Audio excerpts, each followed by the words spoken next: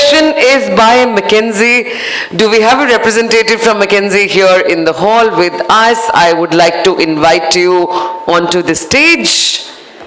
Do we have someone walking up to the stage? So Swati from McKinsey is going to be taking the stage now. Good evening, everyone. My name is Swati. I'm a partner with McKinsey. I know it is the fag end of the day, and I have, I think, 15 minutes to walk you through a piece of work that we recently did, actually last year, on women in workplace. This is actually a pretty wonderful piece of work, very in-depth, that we have done, and we have brought our global playbook to India, Kenya, and Nigeria for the first time. And I'd love to share at least the findings from the India market and the India survey that we did with this group today. As the presentation comes up, I think I'll just say a few things. Number one is, we did this body of work with 350 plus organizations. We believe that's one of the most bottom-up, detailed survey that has been done in the recent past on gender representation. There you go. You have the presentation as well. So the number was a bit off, but not by a lot.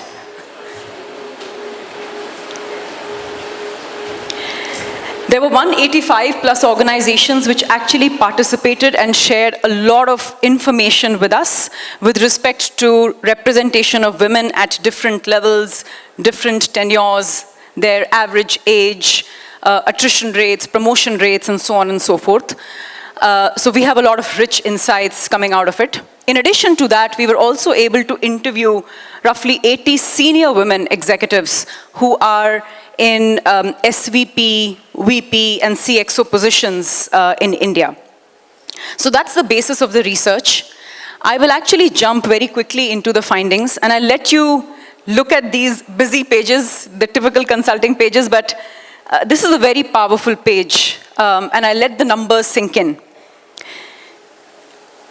We are educating our women. We are hiring them, but we are struggling to retain them and make them successful. We all know that roughly women comprise 50% of students at higher secondary level and university level. We all know that. And I think there is enough fact base to prove that women are actually overperforming when it comes to university education, right, vis-a-vis men. But at the same time, we see that the entry level, the representation of women actually is only 33%. So there is a fallout of 15% that's happening. And as you go towards the right-hand side of the chart, you see that the representation actually keeps going down. And at C-suite and SVP level, we are left with only 17 to 18% women. Now, while the numbers are here, let me actually tell you what emerged when we spoke to the women who are today sitting in the 17 to 18% category, right? We heard stories of their early career journey when they saw that their bosses actually just preferred having more men around, or they preferred working with men, right? We also heard of stories how some of these women actually were willing to fight it out, and they decided that the worst is behind them and all the hard work is now worth it. So let me actually stay put and keep fighting for where I need to be, right? In short, basically, if I have to paraphrase that, I would simply say that these were women who exhibited more resilience in general. There are 4 stats on this page. I'll focus your attention to the third column, which essentially says that when we looked at the average age of women versus men at the entry-level positions, which is before becoming a manager, there is a gap of roughly 7 years. That was just staggering for us. We were wondering why that is the case. And then we unpacked the database to actually realize it's a double whammy for women. Why? Number one, men are actually 2.4 times more likely to get promoted vis-a-vis women to the managerial level. So that's number one. And number two, women are 1.3 times more likely to attrite even before they hit the managerial position. And because of this compounding effect, you see the gap of roughly 7 years on an average among men versus women pre-managerial positions. What employers, I think, underestimate is the fatigue that sets in among women when they are in the same position for a very long time and they are seeing their counterparts progress, right? And that's what's causing this gap of 7 years between men and women. If we look at promotion rates, what's interesting is while till the managerial level I mentioned that there is a gap of 2.4x, when we start seeing and tracking the promotion rates up to the VP, SVP level, they actually begin to normalize. When I say normalize, they start looking similar to that of men. But what we are forgetting is there are already fewer women to pick from, right? So already the representation is 20%, and from that 20%, I'm actually promoting the same percentage of men and women. What that means is that in absolute terms, more men are getting promoted. And then when you look at attrition, you've seen the same phenomena play out, which is that post-entry level and post-managerial level, the attrition rates start narrowing down, the gap starts narrowing down between men and women. Now, there are a couple of phenomena when we spoke to women who are now in SVP, VP positions. We actually figured, right, there were 2-3 real drivers or real factors which came into play. Number one was that these were women who decided to rejoin the workforce after having kids, number one. Number two, their kids were now of an age that they didn't require active care, right? Number three, they decided not to have kids. Number four, they found mentors early in their careers who they could look up to and actually be guided by, and they helped pull them through the system into these positions.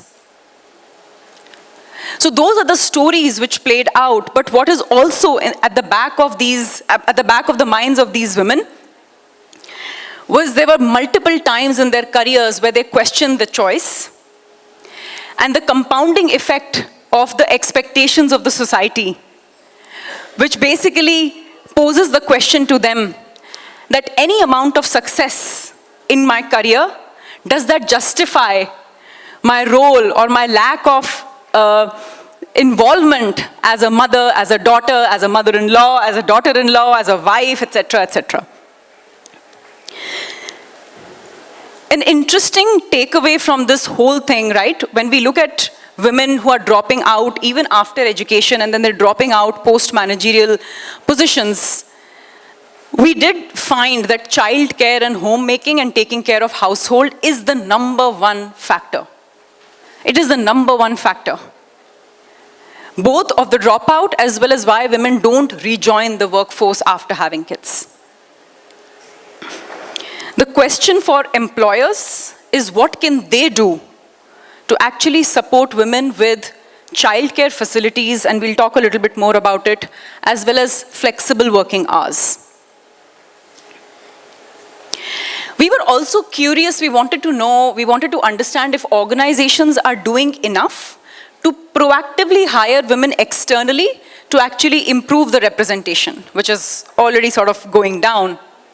We did see that many organizations, or most of the organizations, were actually hiring externally, and the rate of hiring was much higher than the representation of women at that level. So what you see on this page is, for example, at a managerial level, my current representation is 24%, but the representation in the managers that I'm hiring externally is 27%. So we did see that organizations are trying to make the right moves to actually improve the gender imbalance. Having said that, we also recognize that this is not having needle-moving impact at all. One of the very actually privileged things that we could do, which I don't think has been done in the past when we look at gender representation, is actually look at the numbers across different industries. What you will see on this page is there is a wide range of numbers between industries like pharmaceutical and manufacturing, where at entry level, women are only at 11% of the total workforce. Vis-a-vis on the other end of the spectrum, we have law firms where it's roughly 50-50. That's amazing, right? In pharmaceutical and manufacturing, we have typically seen that the entry level roles are concentrated in sales, they are concentrated in manufacturing and operations, which are not amenable for women, and hence they decide not to join the workforce at all. And then if you see to the extreme right, you will see at the C-suite level, the numbers again balance out. So irrespective of where you started, the C-suite representation continues to be in the range of 13-14%, of course, with the exception of law firms which are doing better than others. And when we actually spoke to women and understood what does it take to actually go from the left to the right in some of these industries, particularly in pharmaceutical and manufacturing focused industries, we heard that if you want to progress in these industries, you have to take up a frontline role, which either is in sales or is in core operations. And either these require them to work in remote locations or travel or wine and dine with customers at odd hours, which is not something that they are comfortable doing. And hence, in these industries particularly, we see women taking up roles which are more in the support functions, HR, finance, etc., marketing, etc. Right? So the representation that you see actually is concentrated not in core business roles, but in support functions. With all this data, we launched a parallel effort to actually figure out what is the correlation between performance, which is gender representation, and policies within the organizations. And to everyone's actually surprise, we realized that there is no correlation at all between practices, between policies at an organization level and performance. We got super confused when we looked at this data. So we asked ourselves that, is it that policies are not able to explain the difference between high-performing organizations and poor organizations, or that they don't matter at all? The latter would have been brutal. But then we found a correlation which actually made a lot more sense. We saw that there are two types of policies. There are baseline policies, which organizations are implementing to make sure that the workplace is not hostile for women. These policies typically fall in the category of law compliance, so you will put your POSH in this bucket. These policies typically help women survive, but not really thrive and succeed in the organization. Those policies are what we are calling differentiator policies.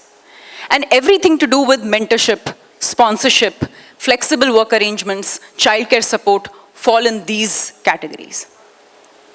And while we saw that a vast number of companies, almost 96% of the companies, had at least one baseline policy in place, which means you're complying with the law. There is a 4% exception rate, but more or less everyone is complying with the law. But as soon as you start asking the question that how many of them have at least one differentiator policy as well, the number comes down significantly to 54%. So the differentiator policies are what are making a difference, not so much the baseline policies. We also looked at commitment levels of organizations and what are they doing to actually drive commitment and accountability. I'm sure all of us have seen articles and interviews of CHROs and CEOs claiming that they are committed to this cause, but where the slippage happens is actually at the managerial level, at the middle management, and so on and so forth. So then we ask the question that, okay, how are you holding yourself accountable to this cause? And what we saw is actually, while almost 70%, more than 70% of the organizations are committing that they are tracking the metrics and they are tracking the markers of success, almost 50% of them are actually not even doing it at a quarterly basis. They are probably doing it at an annual basis. So the rigor with which CEOs are looking at sales data and trends, they're looking at their inventory, they're looking at attrition probably, but they're not looking at this metric at all. And they're only doing it at an annual basis. Right? And then when we ask the question that who are you holding accountable in the organization, 60% organizations are holding the SVPs and above, which is the CXOs, accountable to this cause. Only 15% are holding the board accountable. And this is the same board which has 2 mandatory women on the board as representatives. So, a lot of data, a lot to ponder over. What I leave you with is that if you are serious about gender representation, then I really encourage, basis the results of this survey, that you relook at the policies at the organization level, all the way from how we hire, how we retain, and then how we advance women, and what are the differentiator policies that we can introduce to actually support women. And then, of course, if you're a non-believer, then the recent lashback on DEI will give you reprieve for a couple of years, because it's very difficult to justify any commitment levels to gender diversity anymore. But for us, it's not about a tick in the box. It's about a real war for talent, and great talent that most organizations are struggling with today. And it does not matter which gender it belongs to. If you build the right support system, you can actually attract the women who are right now out of the workforce. And I think Priya mentioned that even adding 10% more women into our workforce can create 0.7 trillion opportunity for the country. So thank you. Thank you for being here, and I hope this was helpful.